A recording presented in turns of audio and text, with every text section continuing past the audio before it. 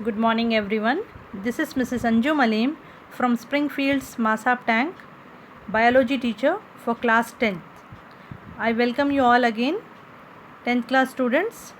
We have already covered lesson number 1, nutrition, and lesson number 2, respiration. Now, today I shall be doing lesson number 3, transportation. Now, what is transportation? Moving from one place to another place. So, in our body, transportation is done by blood. We have studied in 9th class connective tissue. Blood is a connective tissue. So, the blood is pumped out by the heart. So, we will be dealing about the structure, internal structure of the heart in this lesson. And how does the circulation takes place? How does the blood circulation takes place? So to start with the internal structure of heart, you should first know where is the heart present. The heart is present on the left side of your chest cavity inside the rib cage. The rib cage protects the heart. As you know, we have rooms in our houses. There are also 4 rooms in our heart, 4 chambers. And the heart is covered from outside by a membrane called pericardium. This is a double layered membrane. These layers are filled with pericardial fluid which protects the heart from jerks, from shocks. So from outer side the heart is covered by a membrane called pericardium membrane. Now internally, when you take the section of heart, goat's heart you can observe, mammalian heart, we see that the heart is having 4 chambers. Now in this you can imagine there are 4 compartments in this slide. The upper 2 compartments or chambers are called auricles or atrium. Singular is atrium, plural is atria. And the lower 2 chambers are called ventricles. You can see here left ventricle, right ventricle, right atrium and left atrium. There are 4 chambers: right atrium, right ventricle, left atrium, left ventricle. Now these 4 chambers are separated from each other by a wall which is called as septum. Now how are they separated? The 2 auricles or atrium are separated by interauricular septum. 2 ventricles are separated by interventricular septum, and auricles and ventricles are separated by auriculoventricular septum. What is the septum? Auriculoventricular septum.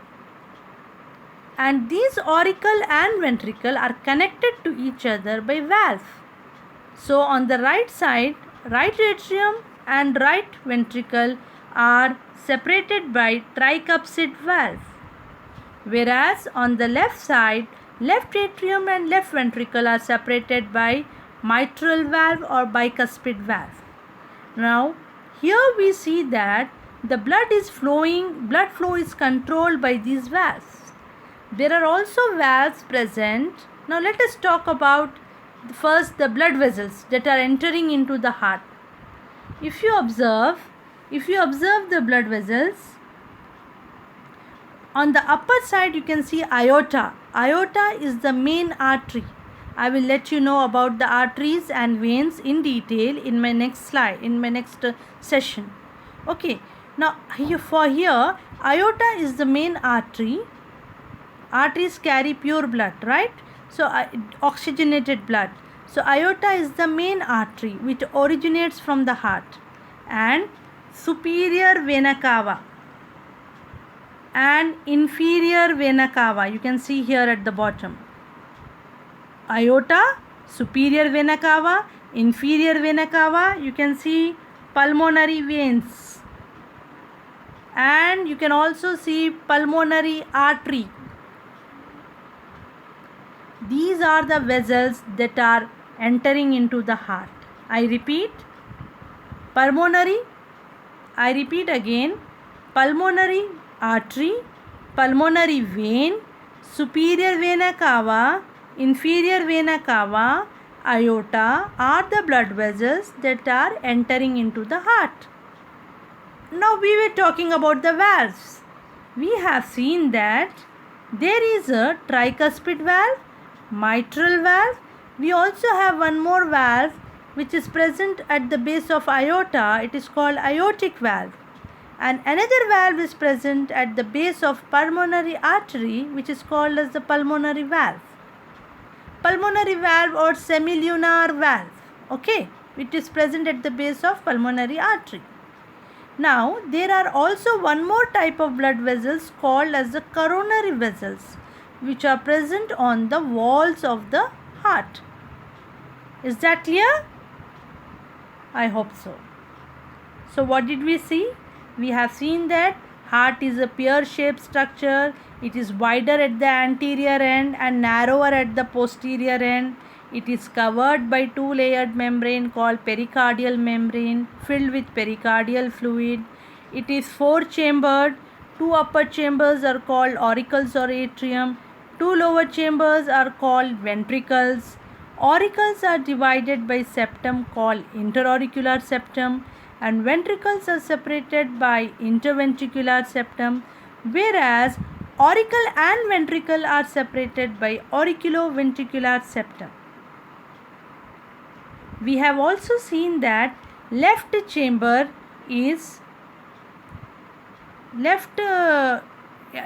and ventricles are smaller than right.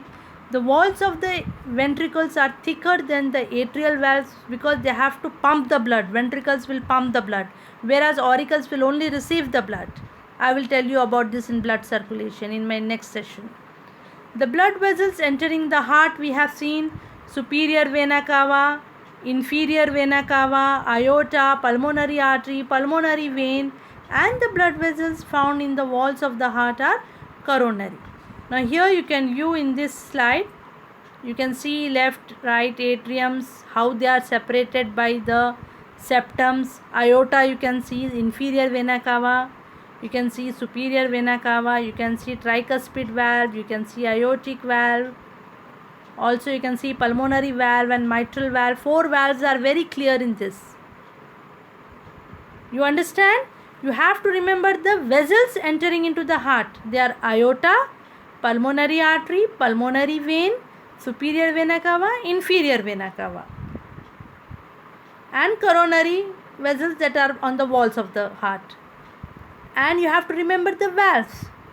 They are tricuspid valve, mitral valve or bicuspid, pulmonary valve or semilunar valve, and the aortic valve.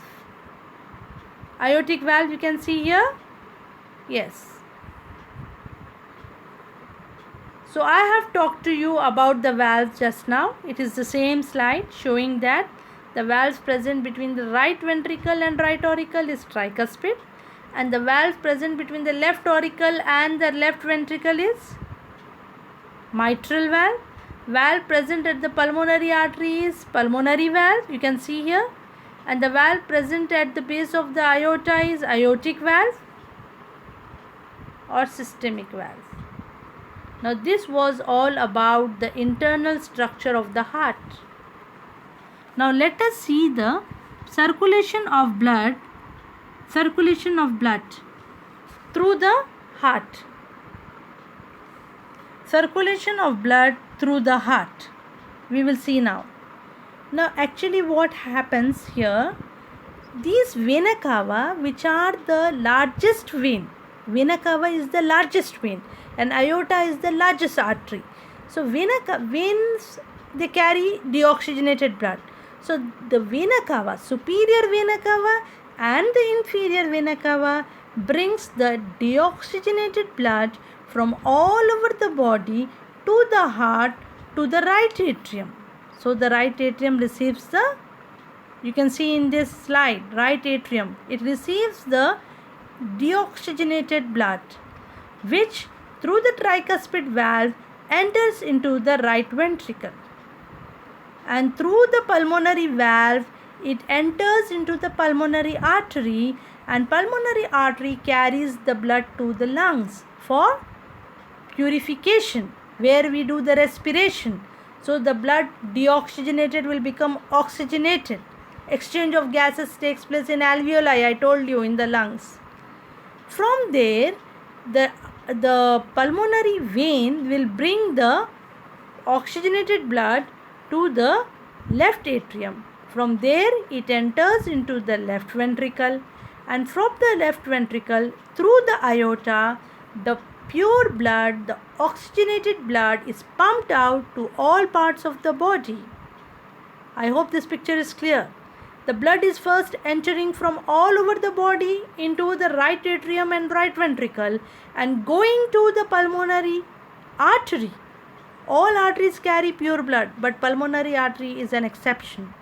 So through the pulmonary artery, the blood is carried to the lungs for purification and exchange of gases.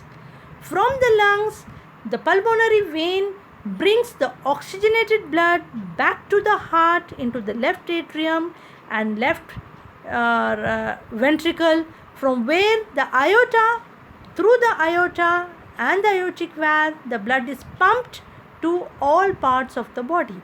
So the blood is received 2 times. One when it is deoxygenated, another when it becomes oxygenated. See, the function of the heart is only to pump the blood, not the purification of the blood. So remember that heart only pumps the blood. Am I clear? So today we have seen the internal structure of heart, where we have covered the external features and also the blood vessels entering into the heart and the valves present in the heart. We have also covered how the blood is circulated through the heart. How does the heart receive the deoxygenated blood and how it pumps the oxygenated blood to all parts of the body. Please note down homework. Describe the internal structure of heart with a neat label diagram. You need to learn to draw the diagram. And the next is draw the flow chart to show circulation of blood in heart. Just now I have shown you in the video. You have to draw the same flow chart. I hope you all understood this concept and it was clear. Thanks for watching this video.